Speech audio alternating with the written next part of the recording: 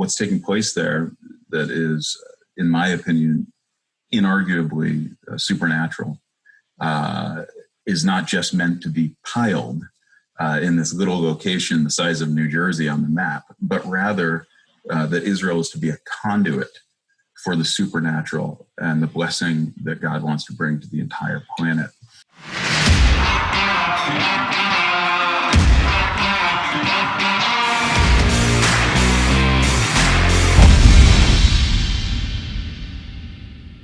Hey everybody, welcome back to The Pursuit. Jeff Hutchin here along with John Saborov. And today, Big John, we're going to go global. Not global with our guest necessarily. Global in reach. Global in reach. Well, yeah, I think we are. Yeah. You know, for those of you that don't know, we are also being carried on WRNO shortwave radio. Mm-hmm. And there's about 1.5 million people that get a chance to hear this show on a weekly basis, which is pretty cool, man. We're in countries all over the world that have shortwave. Shortwave's not a big deal here in the U.S. Not here, but other places it's it's like it's the deal. HDTV or something. It's the bomb. Yeah. That's exactly right. Right. So we are international in reach, but we're also going to international in our conversation. But our guest today is actually domestic. And he is out of Williamsport, Pennsylvania. Williamsport. We know what Williamsport's known for, right? Well, to be fair, I just learned it, so I'll just act like no. What is it known for? Well, John, Williamsport is known for the Little League World Series. Yeah, see, I'm not a baseball guy. I should know that. Yeah, you should know that. I'm just not a baseball guy. That's an iconic annual summer event that happens, and that's where you play. I played a little baseball. Yeah, but did you play in Williamsport? That's my question. Heck no. Okay. Heck no. Okay. Heck no.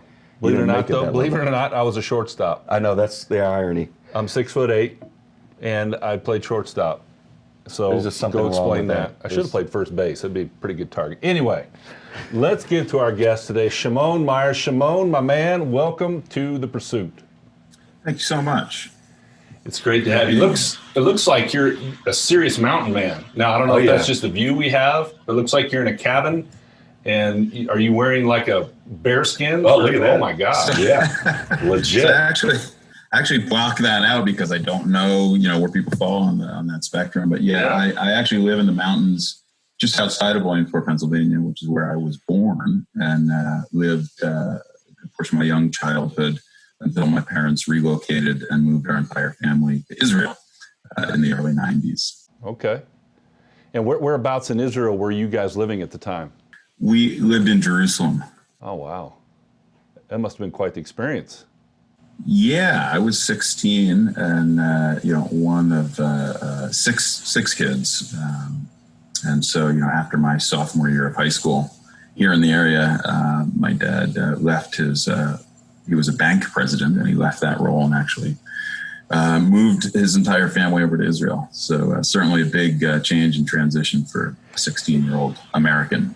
Is that where kind of I guess I'm stating the obvious, but that's where the heart for Israel began in your life and with that exposure. Talk a little bit about that in the early days, sort of where that was birthed.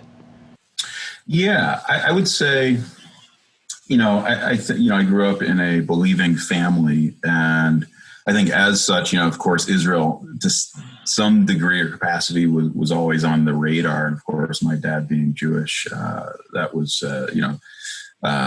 there was always some connection there. And certainly moving over there, and serving in the IDF, we all moved over there and became citizens. So we have dual citizenship in the United States and Israel. And so, myself and all my siblings, we had to serve in the Israeli Defense Force, and just becoming part of that society, I think the passion and the heart behind it that was part of our childhood just grew and flourished, took wings from there.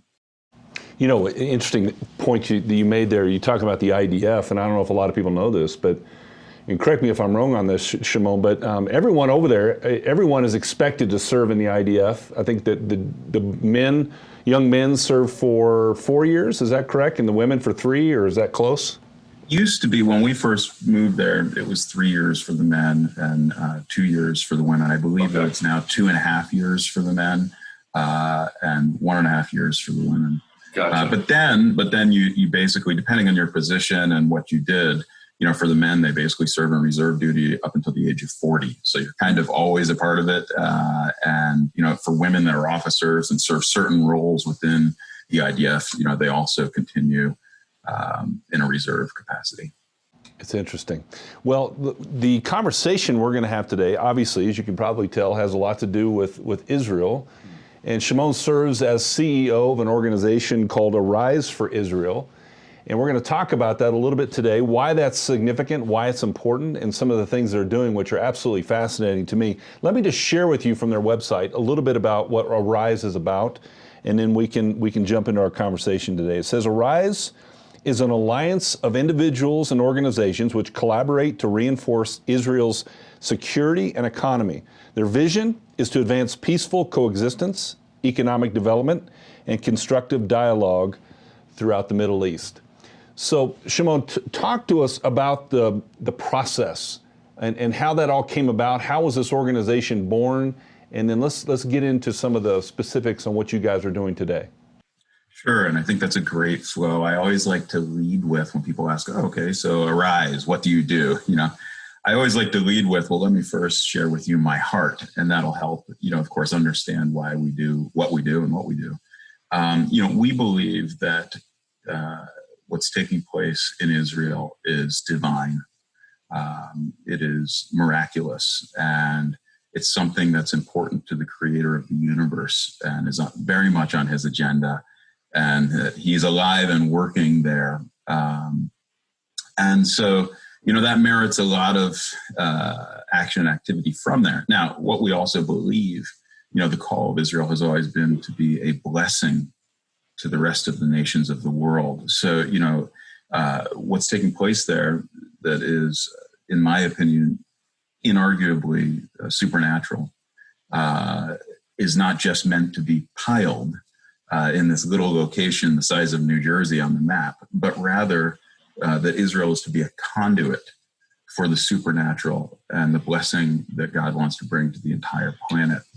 And Arise exists to help facilitate that process. Really, we are in the business of connecting. Now, our specific lane is in the area of commerce, and I can talk more about that as we continue here. But and in order to even to facilitate that, there needs to be a certain level of coexistence that takes place amongst the incredibly diverse people groups in Israel. And we exist to help serve and facilitate that as well. We believe that commerce is the way to do that, and that it's unlikely, although there have been some pretty significant political leaps, as I think probably most of your viewers are aware of, in terms of peace deals being reached between some of the different parties in that region. We think that very practically, the best way to achieve peace especially within Israel, amongst the diverse people groups, is through the coexistence that takes place through doing business together. So I'll pause for a minute if you guys want to respond to that. No, there's several things I'd like to respond to. One of the things that punched John on when you said it was when you use the word conduit. That's a word that the Lord has given us as a part of our ministry. So that really resonates with my heart. And specifically tying back to what you're saying, kind of the way we see this concept and this idea of a conduit is, I think about when Jesus was praying, right? And he says, Our Father who art in heaven, hallowed be your name. Your kingdom come, your will be done on earth as it is in heaven. So the desire of the Lord there and the desire of his Father is that the things of heaven be manifest on earth. And what's amazing to me, Shimon, is we've been given the distinct privilege as followers of Christ to be that conduit. He says, position yourself as a son, and I will use you to impact the world. My love, my peace, my joy, my self-control, the fruits of the Spirit, the miracles that are available to us through heaven. For whatever reason, he chooses to use people like you and I as conduits to the rest of the world. And what an incredible privilege that is. So it's interesting to hear you use that same word as it relates to what you believe to be the function of Arise into Israel. But it's also not just blessing those within Israel, and I want to talk about that, but it's also blessing those that choose to come alongside Israel in this process. Yeah. Yeah, I think sometimes we so that opens up a myriad of doors, that we could walk through. I think, certainly the idea of being conduits is profound and significant in the sense that, conduit is something that connects, and it's something that currents flow through, or whatever it may be. I think it's often, not just one way, but multi-way. And I think all those different things are important. And I think Israel is a direct conduit to blessing. And for whatever reason, God's chosen to make himself known through that people and even that location on the map. And that's, we could get into all the theology behind that, but, I don't see any real need to do that here unless you guys wanted to. But then, just being able to play a role and in that story that is unfolding. I'll tell a story. I found myself in January of 2020 when people were still traveling. I was in Israel shooting some videos. We have a project that's called the Business of the Month Highlight Video. And I can tell you more about that as we proceed. But I found myself standing in the middle of a Bedouin village, in the middle of a Bedouin field, with a Jewish man, an Orthodox Jewish man with a kippah on his head. And in the middle of this field was the largest field of solar panels in the Middle East. And alongside of Yossi Abramowitz, the gentleman I'm referring to, there was a couple of young Bedouin boys and in their bare feet.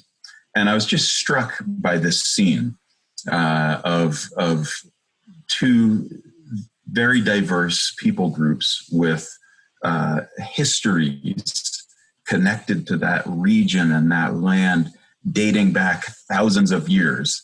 And the significance of not only this group of people sort of being clustered together, but then the simultaneous interesting paradox of being in the middle of a Bedouin agricultural field and this high-tech solar field right there. And so what led me to being there was, in order to do our Business of the Month highlight videos, which highlight companies in Israel, there are two requirements in order for us to come in and do a highlight on your business. One of them is that you're doing innovation for good. So you're helping to solve a major global problem somewhere on the planet through Israeli technology, innovation, and business. And or you're fostering an environment, innovation for peace. So you're fostering an environment of coexistence between the diverse people groups that live in Israel. And we believe at Arise that every single human has inherent value in the eyes of God. And so all the different people groups that exist in Israel, we're for peaceful solutions for us all to coexist together. So a little bit more about that company. I was doing an interview on a company called Arava Power that ended up morphing into a much larger company called Global Energia. And their story was that Yossi Abramowitz and some partners had a vision to bring solar power to the southern, particularly the southern portion of Israel, and have the entire southern portion of Israel be solar powered by the year 2020, which they did achieve in the daylight hours. So the entire southern portion of Israel, from Red Sea to Dead Sea, is solar powered during the day. And it was all due to this company called Arava Power. And in order to achieve that, they had to work with all of the different people groups that exist in Israel. And it was very challenging, of course, at the time. But what they found is the mutuality that comes to play when people work together for a cause and everyone benefits from it is a very organic way to foster this relationship of peace. And so Yossi was able to negotiate deals and have solar fields like I'm describing built by Bedouins in Bedouin villages and other types of areas that also benefit those Bedouin communities, which are one of the most impoverished communities in Israel. So they're elevating the dignity of that people group that at one time were just herding sheep and cattle on hillsides. And now their kids are going to school to learn to be lawyers and doctors, et cetera, because of the benefits that are brought to them through this company. What's interesting is that it went on from there. Yossi was then approached actually by an African nation. And, they said, hey, we need sustainable energy. I think there are over 600 million people right now on the continent of Africa that don't have electricity. And how can you have dignity if you can't have electricity? You can't even have a laptop. You can't be educated, et cetera, et cetera. So they approached Yossi and said, could you bring this technology to Africa? And at first Yossi said, oh, I have no idea how to do that. But then he thought, well, I know how to work within this industry, and I also know how to work with tribes. So he answered the call, and through business and commerce, he's now been able to bring solar power to 10 countries in Africa, and that's growing all the time. And so what that demonstrates to me again is this where the supernatural meets the practical in this conduit conversation that we're having. There's no question that in my mind that what the Creator is doing in Israel through innovation, technology, all these different things is miraculous. But again, it's not just to be heaped on this people group that, are helping to create the technology that every single human uses in their cell phone, Waze technology and there's so many different things that people are using that don't even know that they originated in Israel. But it's to bring it to the rest of the planet. And I think the story of Arava Power and Global Energia is such a beautiful story that demonstrates the heart of God and even the way that he works through this people group so that the whole planet can benefit. So Shimon, as you talk about this life cycle of connectivity, and you're introducing entrepreneurs, investors, businesses into Israel for the purpose of not only blessing Israel, but then obviously, as you just described so eloquently, talking about how Israel can begin to bless other nations. In this life cycle of connectivity, do you guys take it beyond the introduction? Do you go into a deeper level of integration where you're beginning to actually now work through some of the reconciliation with some of these tribes and different people groups? Do you get involved at that level? We get involved wherever we possibly can. Okay, within the confines of our own time and budget and resource and all those different things, like every other organization, we are primarily connectors. But anything that we can do to serve the end of bringing this light and this energy and this beauty that God's doing to the planet, we will do.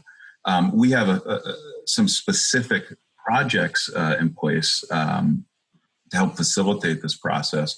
One of them is a summit. We've thrown it for the last several years, and we partner with other large business networks from the global community, and we bring mostly people of faith from the faith community to Israel, and then we do tailor-made matchmaking meetings with them in the sector or industry that they're in. Last year's summit, we had over 500 business people from the global community. I think it was around 40 countries that were represented there.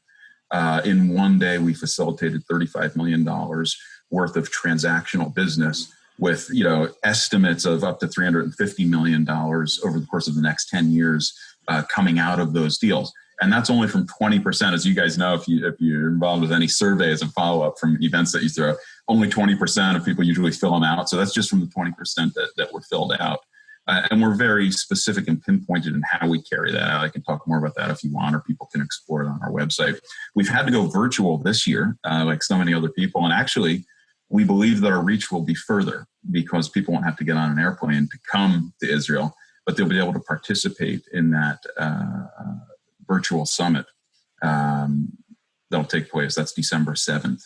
So Shimon, I'm sorry to interrupt. I was just going to say, if there's someone out there listening, can they participate in that virtual summit? If so, what does that look like, and how would they get involved?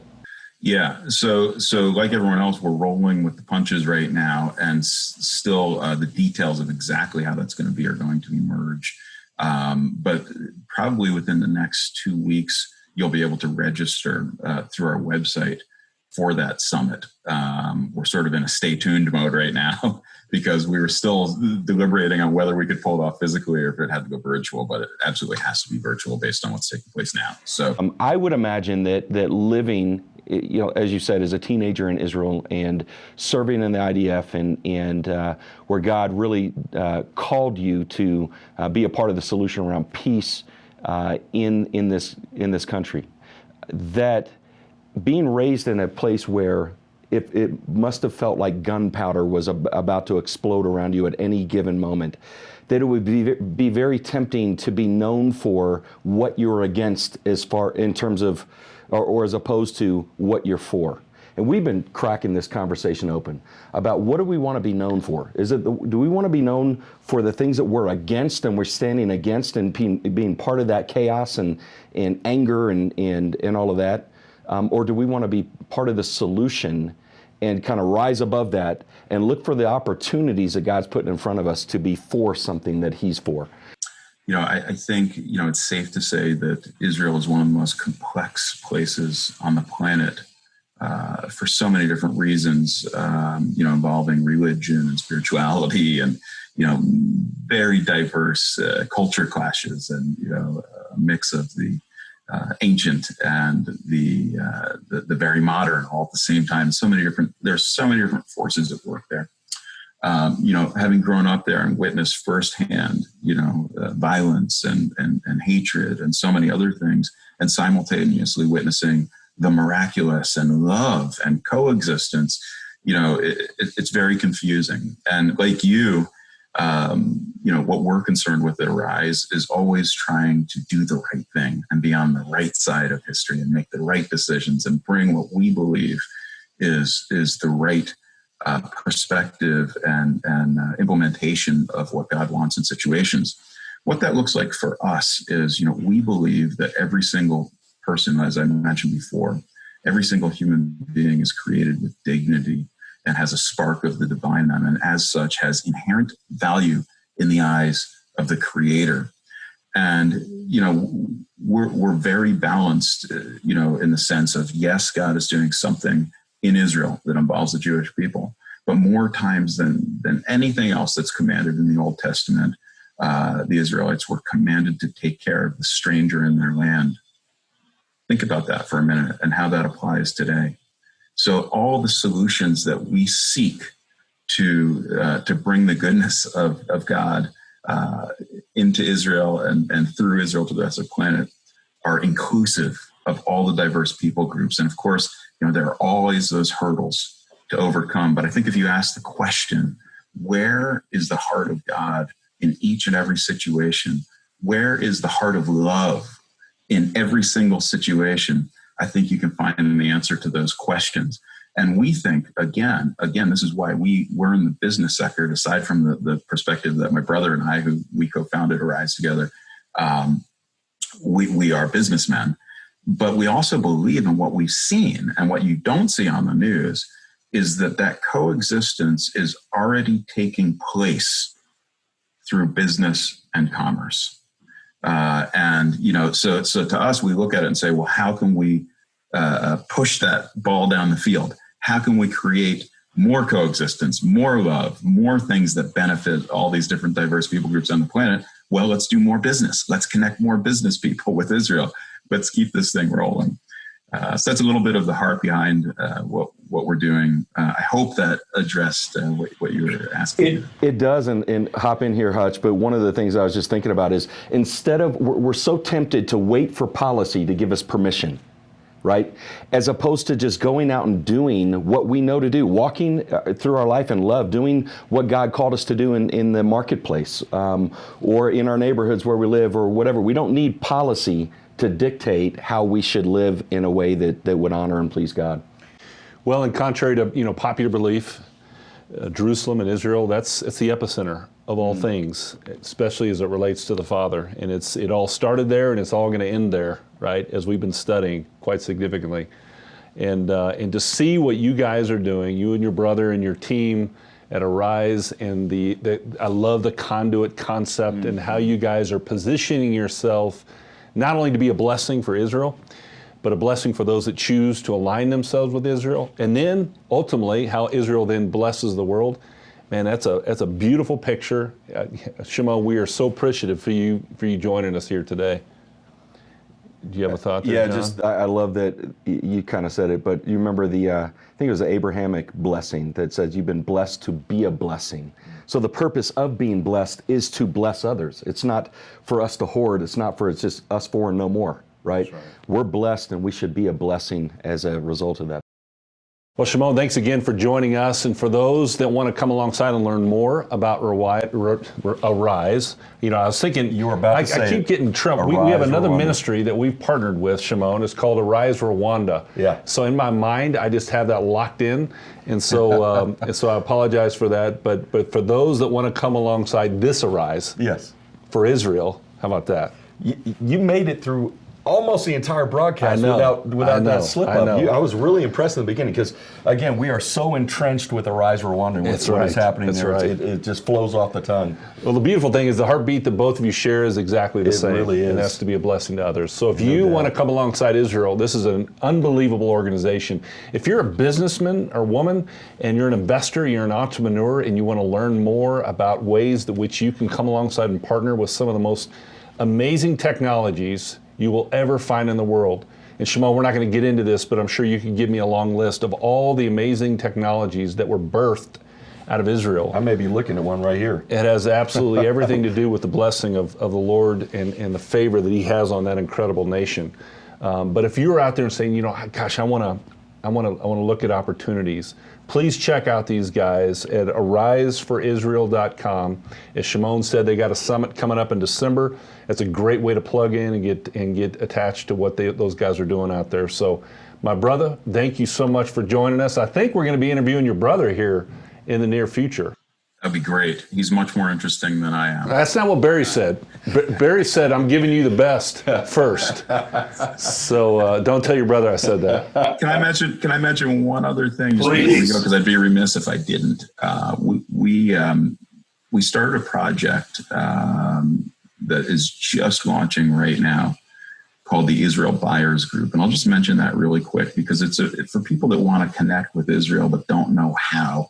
This is a great way to do it, and it serves an end, and I'll talk about it for a second.